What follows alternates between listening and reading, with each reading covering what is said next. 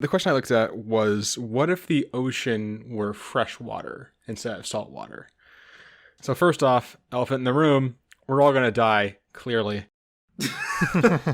Wow, jumping right to the end there, huh? And whenever you make that big of a difference, that big of a change, most likely everyone's going to die. No, definitely, everyone's going to die. We've gone through this before in an old episode, so I'll go through it again a little bit, just so we can get this one out of the way and then get to some other possibilities. But if we just took like our current everyday ocean, like you do use every day of your life, and take all the salt out of it, we're all going to die. Because all the plants and animals that live in salt water evolved to live in salt water, and the vast majority of them would die in fresh water. So they're all what are called stenohaline organisms, which means they can only live in a very narrow range of salinity, or saltiness, to use non-scientific terms. There are some exceptions. These are called urahaline organisms. Sometimes they're things that live in like a tide pool where it switches between being fresh water and salt water, so they have to be able to survive both.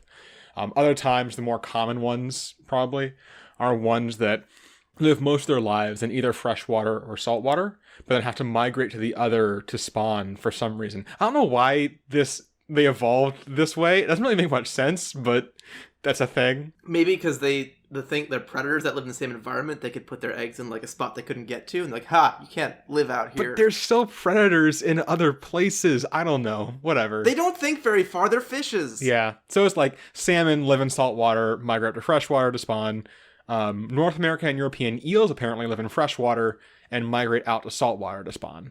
So I guess those guys might survive. Literally everything else would die. Literally just eels. Yeah, eels and salmon. And like some crabs. And this is a problem, everything dying in the ocean, because there's a couple of reasons.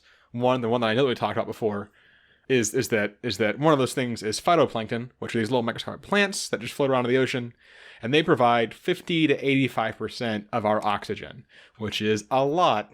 It's also a big range. Get on it, scientists. I know, you hope they would be a little more precise with all the science, but what are you gonna do?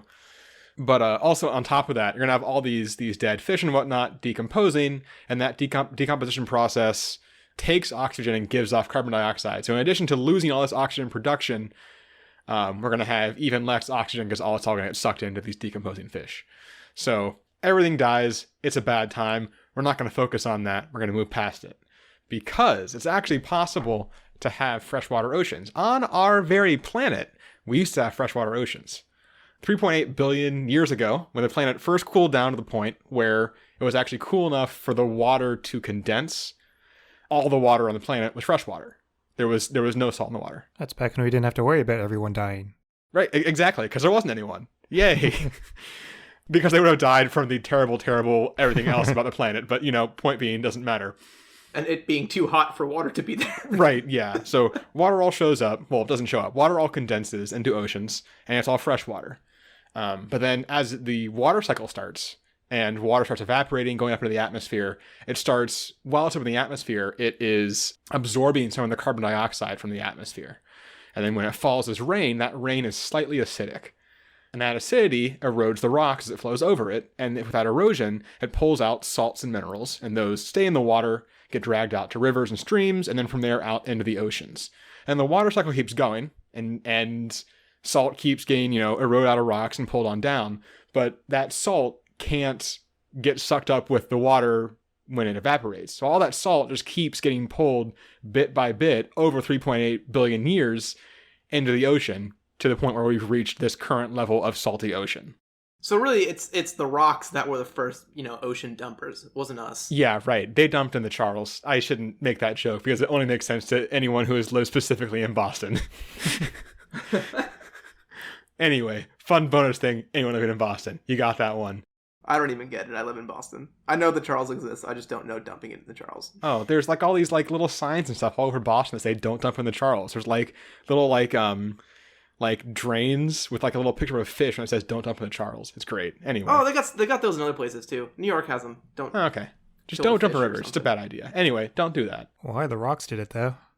Well, the rocks did it. Blame rocks. Rocks suck. That's the main takeaway here. Point being, we're going to say that didn't happen. That for whatever reason, there is no salt in the oceans, and that's just how the planet evolved, right? So what's that actually do? One big one that comes up immediately is that the way that like early people settled like their settlements is going to be very different, because one of the big like constraints on where you can live is access to fresh water, and suddenly it's fucking everywhere. Right now, like 97.5% of the water in the world is salt water.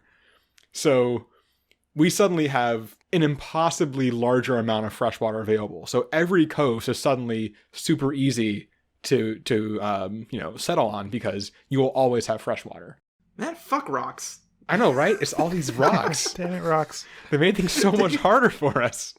We got caught between rocks in a hard place. They just wanted us to be strong like them. So that seems like a good thing. And also, we have all these concerns ongoing of like the demand for fresh water. I think it is like the demand for fresh water doubles every like 20 years right now or something. And like it's an actual concern going forward. That wouldn't be a concern. So everything seems good. Unfortunately, there are also bad impacts from this lack of salt in the water. The biggest one being that the saltiness of the ocean is a big thing that makes the like interocean currents work. So these currents, they pull hot water up from the equator up to the poles, and then cold water down from the poles back to the equator in this big loop, which sort of keeps the temperature of the planet regulated because of this movement of water.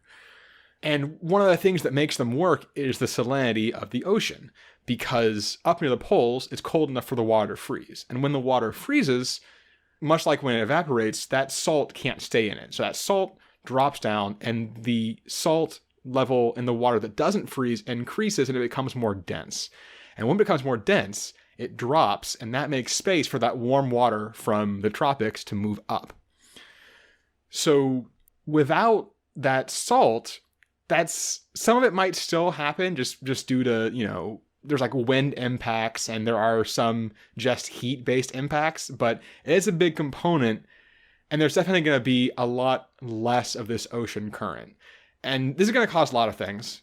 The big thing it's going to cause is that there's going to be a lot less regularity in the temperature of the planet or the ocean in general, or the ocean in the planet in general, I guess, right?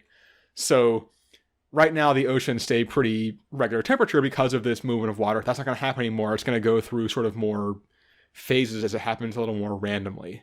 It's kind of, there's not a huge amount of research on this because it's not going to just happen overnight, obviously. There actually are some concerns about it happening because of the ice caps melting. It's affecting the salinity of the water and the poles. So there's been some research, but not like a huge amount. But it's definitely going to, more than anything, cause much more severe storms and hurricanes and stuff, which is going to be bad, obviously, because they're already pretty bad. But the other thing that we could get to because of this lack of salt in the water and then this lack of ocean currents is that, have you ever noticed that the ocean doesn't freeze? Like, it does obviously up by the poles, but, we live near the coast. The rivers near us will freeze. I think that'll happen. But the ocean doesn't freeze, right? Right. Yep. So a big part of this is that, a part of this is the fact that salt actually reduces the freezing point of the water. So because of the salt concentration in the ocean, the freezing point of the water drops from, it's not a huge amount, but it's 32 degrees Fahrenheit for just, regular, filtered water to about 28 degrees Fahrenheit with that salt water, which on its own obviously is not enough to cause the oceans to ice over because it gets that cold and the oceans don't freeze. But we also wouldn't have those currents keeping the temperatures balanced. So that doesn't make up all of the reason that the oceans don't freeze over. Some of it also is just like the sheer volume of water. It holds a lot of energy. But because of that, there will probably be points in winter as this, lack of current causes temperature fluctuations that we would get pretty heavy surface icing on the ocean farther up like the northern parts of the coast, which would be bad because, as I mentioned, we'd probably have more settlements there. And they would probably rely on having that access to the fresh water, which isn't ideal. So that's not the biggest impact. The bigger one is probably the lack of ocean currents that will probably over time eventually kill us all still, even though we don't die immediately. But that was kind of cool, the oceans icing over a little bit thing. It's neat. Yeah, I like it. But yeah, so I guess, long story short, we probably still do die due to a lack of temperature regulation of the planet and massive storms and, cough, cough, all the effects that people say are going to happen with global warming, cough, cough. But it's not immediately fatal, which is cool. And hey, we can live more places, so that's nice. That was a clip from Absurd Hypotheticals, the podcast where we answer dumb hypothetical questions. For the full episode, click on the link in the description.